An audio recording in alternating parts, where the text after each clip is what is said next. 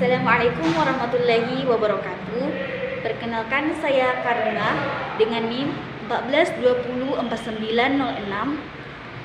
Konsentrasi kesehatan reproduksi, program studi kesehatan masyarakat. Saya mahasiswa santri Stikes Surya Global Yogyakarta. Sebagai tugas pemenuhan praktikum obstetri dan ginekologi dengan dosen pengampu Ibu Pramukti Dian Setianingrum, SKM MKes. Baiklah, langsung saja. Di sini saya akan memaparkan atau menjelaskan tanda-tanda kehamilan yang menyangkut 3 poin dan apa saja poin tersebut. Yang pertama ada tanda pasti kehamilan, yang kedua ada tanda tidak pasti kehamilan, dan tanda dugaan kehamilan. Nah, untuk mengefisienkan waktu, langsung saja ya. Baiklah, mungkin kurang lebih seperti ini gambarnya. Mohon maaf, saya tidak ada bakat dalam dunia seni, apalagi dalam menggambar. Maaf, gambarnya kurang bagus. Setelah saya langsung saja yang menjelaskannya. Nah, teman-teman, tanda pasti hamil atau tanda pasti kehamilan. Yang pertama, di sini ada gambar test pack. Nah, gambar test pack maksudnya gimana? Nah, gambar test pack di sini tanda pasti kehamilan jika ada sudah tes kehamilan menggunakan alat ini dan ternyata ada muncul 2 garis biru, maka itu tanda kehamilan yang pertama. Kemudian yang kedua, nah di sini tanda pasti kehamilan dapat ditentukan dengan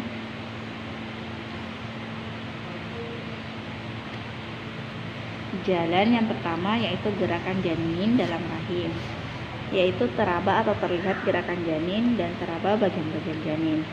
Yang kedua, denyut jantung janin. Nah, didengar dengan stetoskop, linet atau kardiotomografi atau Doppler. Dilihat dengan alat yang canggih seperti autografi, ada ronsen atau melihat kerangka untuk melihat kerangka janin.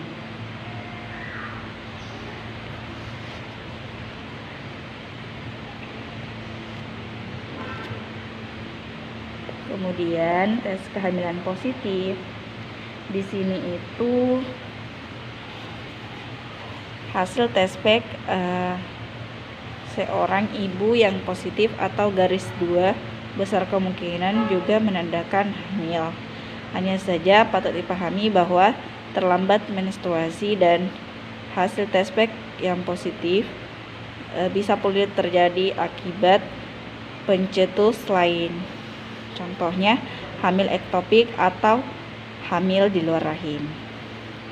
Bisa di tuba falopi, ovarium, bahkan di rongga panggul. Nah, payudara terasa kencang di sini atau nyeri payudara terasa tegang, sering merupakan gejala pertama awal kehamilan, terjadi 1 hingga 2 minggu setelah pembuahan. Secara teknis bisa dapat hingga minggu ketiga dan keempat kehamilan. Nah, kemudian di sini ada gerak janin, merasakan gerakan janin. Awalnya terasa seperti listrik statis mengulir di dalam perut, lalu berubah menjadi ketukan pelan dan akhirnya berubah menjadi ketukan keras dan menyangka bayi sedang menendang.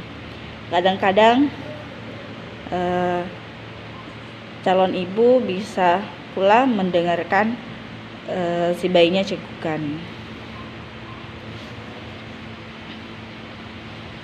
Kemudian di sini ada spotting atau flek.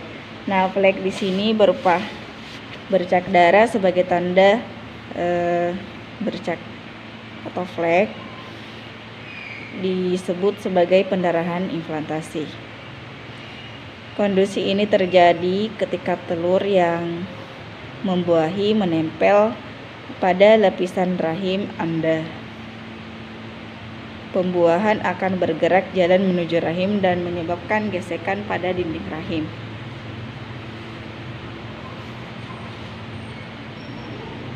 Seperti yang kita ketahui, hal tanda kehamilan yang paling umum terjadi pada wanita adalah terlambat menstruasi.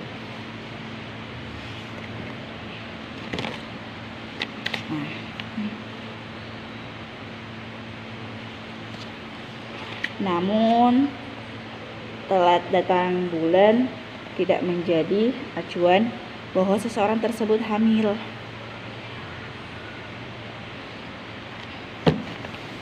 Pasalnya, kondisi tersebut bisa saja disebabkan oleh faktor lain seperti pola makan salah, stres, hingga keadaan hormon yang tidak seimbang. Terdengar bunyi detak jantung janin atau si calon bayi pada kandungan bayi memang baru bisa dirasakan saat kehamilan usia 10 minggu.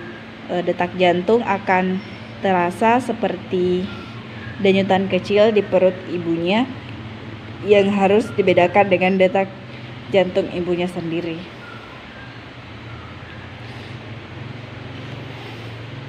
Kemudian terlihat di USG atau di layar. Nah, di sini ketika seseorang ibu mendatangi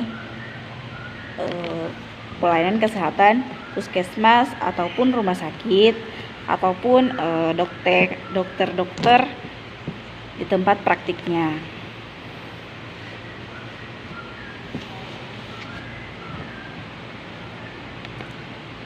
Terlihat di USG bayinya itu berarti sudah pasti hamil. Seperti itu.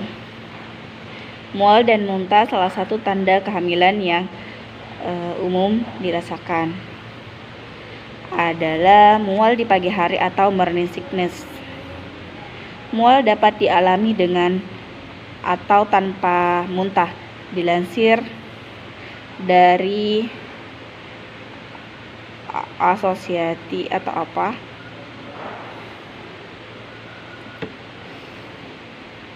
Mengalami morning sickness di trimester pertama kehamilan. Nah, di sini ada perubahan warna pada areola, yaitu puting susu pada calon ibu tersebut berubah warna.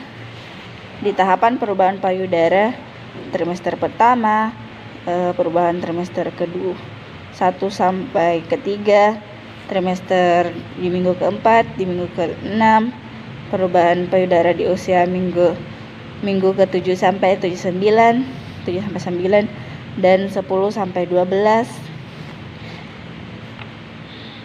Dan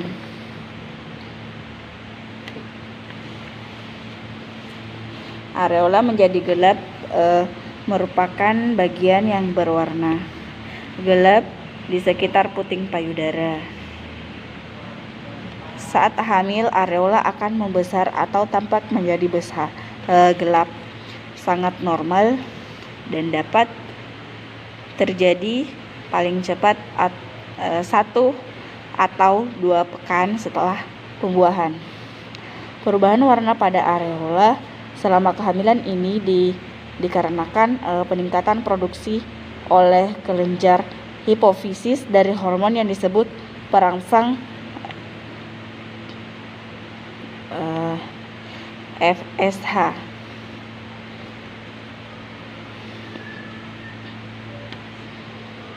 Kemudian ada garis linea nigra, biasanya muncul di bulan kelima kehamilan. Penyebabnya tidak diketahui secara pasti, namun perubahan hormon yang terjadi selama kehamilan memicu munculnya linea nigra. Plasenta memproduksi hormon yang merangsang melanosit sehingga menimbulkan garis berwarna gelap pada perut ibu hamil. Garis hitam yang melintang ini dari pusat hingga tulang kemaluan. Apa itu kantong gestasi? Nah, di sini kantong gestasi itu kantong kehamilan, yaitu rumah bagi janin yang sedang berkembang dan berisi cairan ketuban. Kantung yang terletak di dalam rahim ini umumnya terbentuk sekitar 5-7 minggu setelah periode menstruasi terakhir yang dialami si calon ibu. Kemudian yang terakhir ada sering miksi atau sering buang air kecil. Adanya tekanan pada rahim, salah satunya adalah perubahan hormon yang terjadi selama kehamilan. Perubahan hormon ini dapat membuat aliran darah ke ginjal menjadi lebih cepat, sehingga membuat ibu hamil menjadi lebih sering miksi. Selain itu, pertumbuhan janin di dalam kandungan dapat menekan kandung kemih, sehingga membuat si calon ibu sering miksi atau bolak-balik kamar mandi atau sering buang air seni. Kemudian masuk pada penjelasan selanjutnya, yaitu tanda tidak pasti hamil. Nah, seperti inilah gambarnya tanda tidak pasti hamil. Lebih ya. Nah, di sini ada sembelit atau obstipasi. Itu seperti yang dijelaskan tadi, bahwasanya orang yang sembelit belum tentu juga orang yang sembelit itu adalah tanda-tanda hamil atau gejala hamil. Tapi perlu diketahui bahwa sembelit bukan hanya karena gejala hamil, tapi mungkin ada penyakit atau peradangan atau gangguan tertentu sehingga terjadilah sembelit ini. Sering menahan BAB juga dapat menyebabkan sembelit. Kemudian sering BAK. Nah, tanda tidak hamil yang kedua sering BAK di sini itu seperti yang saya jelaskan sebelumnya pada tanda-tanda pasti hamil. Nah, di sini tuh belum tentu juga si orang itu sering buang air kecil terus dicurigai dia mengalami kehamilan, bukan seperti itu. Jadi di sini tuh mungkin saja dia banyak minum atau suhu yang mendukung dia bolak-balik miksi atau buang air kecil. Kemudian di sini ada yang namanya aminor atau bulan haid.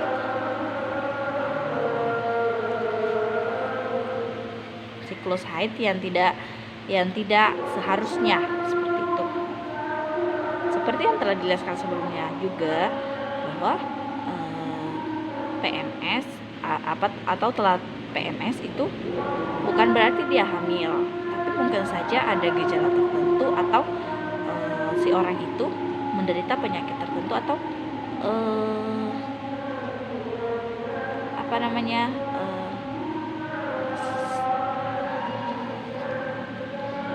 pola makan yang tidak sehat, olahraga yang tidak teratur, dan tidur yang kurang. Terus di sini ada varises. Nah, varises di sini belum tentu dia varises dikatakan gejala hamil, kan seperti itu. Tapi varises di sini di mana tonjolan pada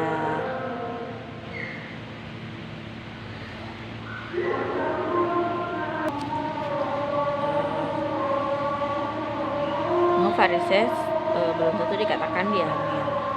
Mungkin karena dia kecapean, terus olahraga yang berat gitu, terus dia lupa untuk meregangkan otot-ototnya sehingga terjadilah varises itu. Kemudian selanjutnya ada ngidam. Nah, di mana di sini seseorang itu ngidam belum tentu dikatakan dia hamil. Nah, bisa saja dia ingin makan sesuatu karena memang dia menginginkan sesuatu itu, bukan karena dia hamil. Maka untuk lebih jelasnya periksakanlah ke dokter. Terus di sini ada yang namanya munculnya bercak atau pigmentasi pada kulit. Bercak pada kulit terjadi bisa saja karena dia malas mencuci muka atau gimana gitu. Jadi tidak dikatakan pigmentasi, munculnya bercak atau pigmentasi di kulit wajah itu dikatakan hamil, tapi mungkin itu adalah gejala hamil, tapi belum tentu dia hamil. Maka intinya harus diperiksakan ke dokter terlebih dahulu. Terus di sini ada rasa mual. Nah, rasa mual belum tentu dikatakan dia hamil. Bisa saja dia mabuk kendaraan, sakit kepala, atau makan makanan yang sebelumnya dia belum pernah makannya, lalu berpengaruh pada kondisi fisiknya, pengaruh atau dimuntahkanlah makanan tersebut karena mungkin tidak cocok dengan dia.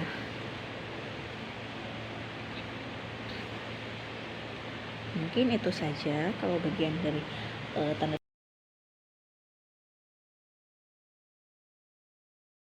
tanda-tanda dugaan kehamilan. Nah, tanda-tanda yang pertama ada aminor atau telat dalam bulan. Nah, konsepsi dan nidasi menyebabkan tidak terjadi pembentukan folikel, ya kegraf, dan pembentukan ovulasi. Mengetahui tanggal haid terakhir dengan perhitungan rumus Nagel dapat diperkirakan waktu persalinan. Nah, yang kedua di sini ada gambar naus atau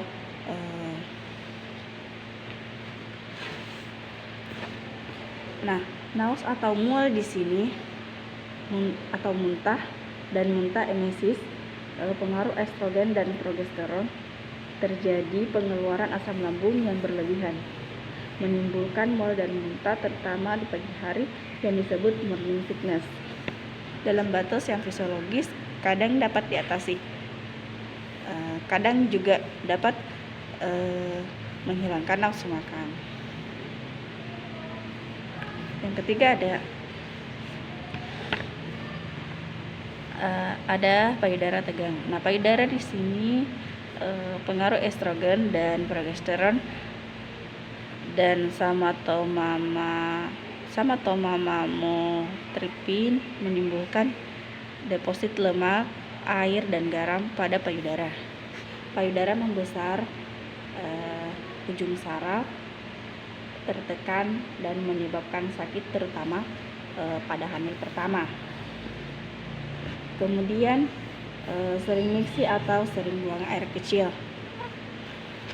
Desakan rahim ke depan menyebabkan kandung kemih cepat penuh dan sering miksi. Pada triwulan kedua sudah mulai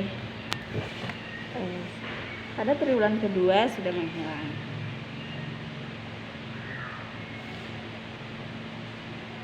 Kemudian ada yang namanya konstipasi atau obstipasi, yaitu pengaruh progesteron dapat menghambat peristaltik usus, menyebabkan kesulitan untuk buang air besar. Nah, di sini ada yang namanya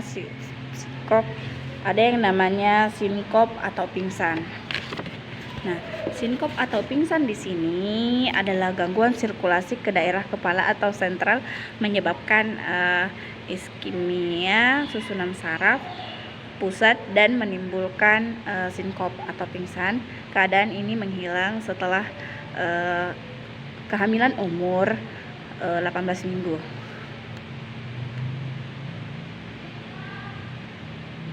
Mungkin itu saja yang bisa saya sampaikan.